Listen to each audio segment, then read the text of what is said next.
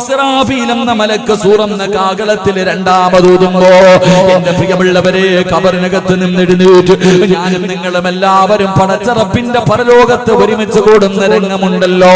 അല്ലാഹുവിന്റെ കോടതി ചെമ്പിച്ച തറയുണ്ടല്ലോ, തറയുടെ മുകളിൽ സൂര്യൻ ഉദിച്ചു നിൽക്കുന്ന പടച്ചറപ്പിന്റെ പരലോകമുണ്ടല്ലോ. തലച്ചോറ് തിളച്ചിട്ട് മുഖത്തുകൂടെ ഒലിച്ചിറങ്ങുന്ന അള്ളാന്റെ പരലോകമുണ്ടല്ലോ. ആ പരലോകത്തെ കടന്നു ചൊല്ലുമ്പോ അള്ളാഹു ആദ്യമായിട്ട് ചോദിക്കുന്ന ചോദ്യം എന്തെന്നറിയുമോ ചെറുപ്പക്കാരാ?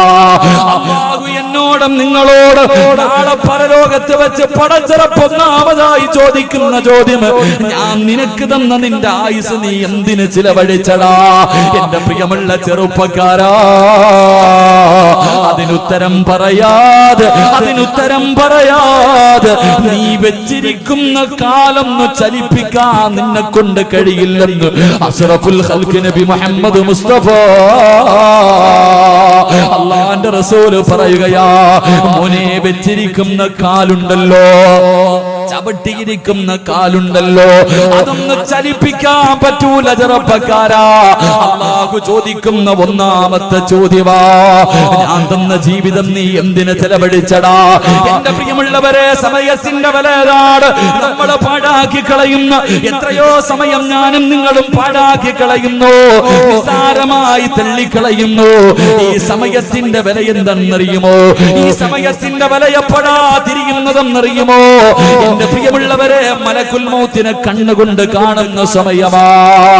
എപ്പോഴെന്നറിയുമോ? ലൗലാ അഖർതനീ ഇലാ അജലിൻ ഖരീബ്. ഇസ്രായേലേ, ഒരൽപ്പം സമയം താ, എനിക്കൊരു നിമിഷം കൊടുത്താ. എത്രയോ സമയം ഞാൻ പാഴാക്കി കളഞ്ഞു, എനിക്കൊരവസരം കൊടുത്താ ഇസ്രായേലേ. ഞാനും നിങ്ങളും സമയത്തിന് വേണ്ടി കടന്ന് യാചിക്കുന്ന ഒരു രംഗം വരാനുണ്ട്, മറന്നു കളയല്ലേ ചെറുപ്പക്കാരാ. നാളെ പടച്ചറപ്പിന്റെ കോടതിയിൽ നിൽക്കുമ്പോഴും ഈ ദുനിയാവിൽ നിന്ന് പോകുമ്പോഴും സമയമാ ചോദിക്കുന്നത്. നാളെ പടച്ചറപ്പിന്റെ പരലോകത്ത് ഞാനും നിങ്ങളും ഇങ്ങനെ നിൽക്കുമ്പോ വൈദാ റഅതഹും മിൻ മകാനിൻ ബഈദ് സമിഉ ലഹാ തഗയ്യുദൻ വസഫീറാ. മാലിക്കെന്ന മലക്കും തന്റെ അനുയായികളും കണ്ണുനീരൊലിപ്പിച്ചുകൊണ്ട് തലതാഴ്ത്തി പിടിച്ച് കോടാനുകോടി മലക്കുകൾ പടച്ചറപ്പിന്റെ നരകത്തിന്റെ ഒരു ഭാഗത്ത് 70,000 ചങ്ങലകളിൽ ഒരു ചങ്ങലയിൽ 70,000 മലക്കുകൾ. ആ ഒരു ചങ്ങലയിലെ ഒരു കൊളുത്തിന്റെ വലിപ്പം ഈ ദുനിയാവിനെക്കാളും വലുതാ. അവര് കരഞ്ഞു വിളിച്ചുകൊണ്ട് വരുന്ന രംഗമുണ്ടല്ലോ. ഈ പാതിരാത്രി ഒരുമിച്ച് കൂടിയാ നമ്മളിൽ പലരും ആ നരകത്തെ ഇങ്ങനെ കണ്ണുകൊണ്ട് കാണുമ്പോ അല്ലാഹുവോട് പറയും, റബ്ബനാ അബ്സർനാ വസമിഅനാ ഫർജിഅനാ. ഒരവസരം താ പടച്ചവന്, ഒരു ചാൻസ് കൂടെ താ പടച്ചവന്. ഒരിക്കൽ കൂടെ കാസർഗോഡ് എന്റെ നാട്ടിലേക്ക് എനിക്കൊരവസരം കൂടെ താ പടച്ചവന്. ഞാൻ അവിടെ പോയി നല്ലത് ചെയ്യാമല്ലോ. അവിടെ കടന്നു പോലും സമയത്തിന് വേണ്ടി, ഒരവസരത്തിന് വേണ്ടി യാചിക്കുമെന്ന് ഖുർആൻ പറയുമ്പോ എന്റെ പ്രിയമുള്ള ചെറുപ്പക്കാരാ, അല്ലാഹു തന്ന ആയുസ് പടച്ചറപ്പിന് കൊടുക്കടാ. വമിനന്നാസി മയ്യസിരി നഫ്സഹു ബുതിവാ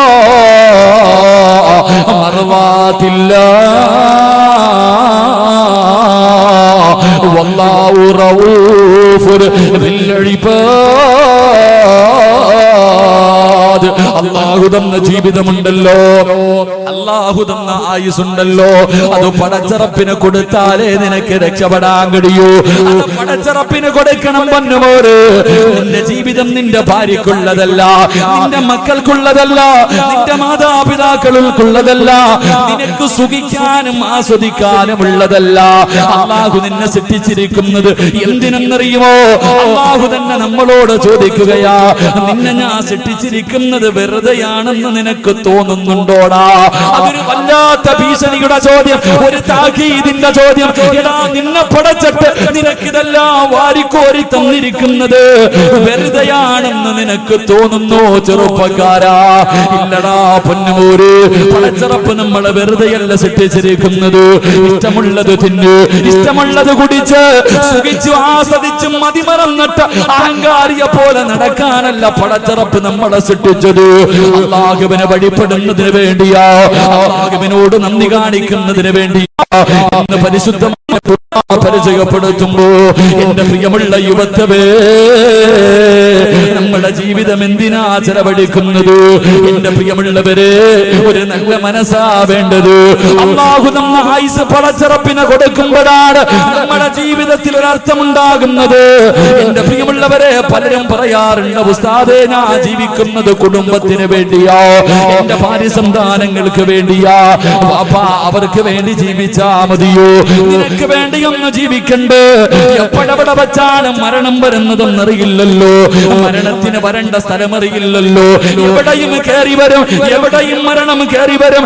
എന്റെ പ്രിയമുള്ളവരെ, കഴിഞ്ഞ വ്യാഴാഴ്ച ദിവസമുണ്ടല്ലോ, പടച്ചവനെ, കൊല്ലം ജില്ലയിൽ ഞാൻ പലപ്പോഴും വയലിന് പോകുമ്പോ സംസാരിക്കാൻ കഴിവില്ലാത്ത ഒരു ചെറുപ്പക്കാരൻ എന്റെ കയ്യിൽ പിടിച്ചിട്ട് പറയും, ഉസ്താദ് എനിക്ക് വേണ്ടി ഒന്ന് ദുആ ചെയ്യണേ. ഒരു നല്ല പെണ്ണിനെ കിട്ടാൻ, പടച്ചിറപ്പിനെ പേടിയുള്ള ഒരു പെണ്ണിനെ കിട്ടാൻ എനിക്ക് വേണ്ടി ദുആ ചെയ്യണേ എന്ന് പലപ്പോഴും ആ ചെറുപ്പക്കാരൻ എന്നോട് പറഞ്ഞിട്ടുണ്ട്. എന്റെ പ്രിയമുള്ളവരെ, കഴിഞ്ഞ ഞായറാഴ്ചയുണ്ടല്ലോ, കഴിഞ്ഞ ഞായറാഴ്ചയുണ്ടല്ലോ, ആ പൊന്നുമകന്റെ വിവാഹമായിരുന്നു. ആ പൊന്നുമകന്റെ വിവാഹമായിരുന്നു. കല്യാണം കഴിഞ്ഞിട്ട് തന്റെ പ്രിയപ്പെട്ട ഭാര്യയുടെ കൂടെ വല്ലാത്ത സന്തോഷവാ. പടച്ചവനെ, 4 ദിവസം കഴിഞ്ഞു, 4 ദിവസം കഴിഞ്ഞു. പടച്ചുറപ്പേ, ബുധനാഴ്ച പാതിരാത്രി തന്റെ പ്രിയപ്പെട്ട ഭാര്യയുടെ കയ്യിൽ പിടിച്ച് മണിയറക്കകത്തേക്ക് കടന്നുപോയ ചെറുപ്പക്കാർ പിന്നെ എഴുന്നേറ്റില്ല പൊന്നുപോലെ.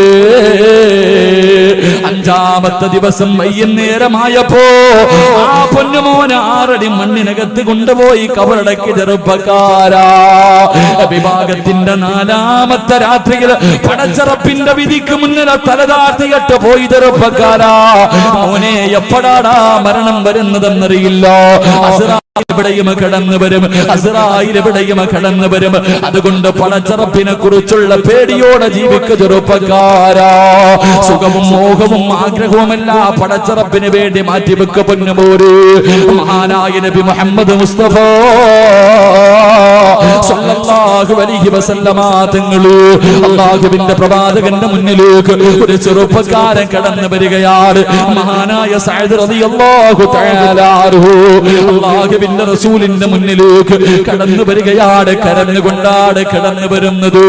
അല്ലാഹുവിന്റെ റസൂലിന്റെ കയ്യിൽ പിടിച്ചിട്ട് പറയുന്നു, നബിയേ, യാ റസൂലല്ലാഹ്, അല്ലാഹുവിന്റെ പ്രവാചകരെ, സ്വർഗ്ഗത്തിലേക്ക് പോകാൻ നിറമൊരു തടസ്സമാകുമോ നബിയേ? സഅദ് റളിയല്ലാഹു തആല അൻഹു സൗന്ദര്യമില്ലാത്തവനാണ്, കരിക്കട്ടയെ പോലെ കറുത്തവനാണ്, കരിക്കട്ടയെ പോലെ കറുത്തവനാ സഅദ് റളിയല്ലാഹു തആല അൻഹു. അല്ലാഹുവിന്റെ റസൂലിന്റെ മുന്നിൽ വന്നിരുന്നിട്ട് ചോദിച്ചു, നബിയേ, ഈ കറുപ്പ് സ്വർഗ്ഗത്തിലേക്ക് പോകാനുള്ള തടസ്സമാണോ?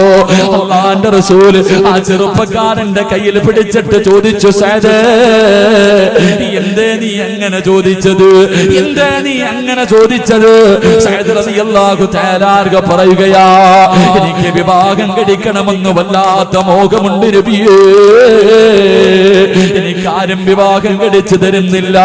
എനിക്ക് സൗന്ദര്യമില്ലാത്തത് കാരണം ഒരു മനുഷ്യനും എനിക്ക് ശനിക്കതാ തന്റെ മകളെ കെട്ടിച്ചു തരുന്നില്ല.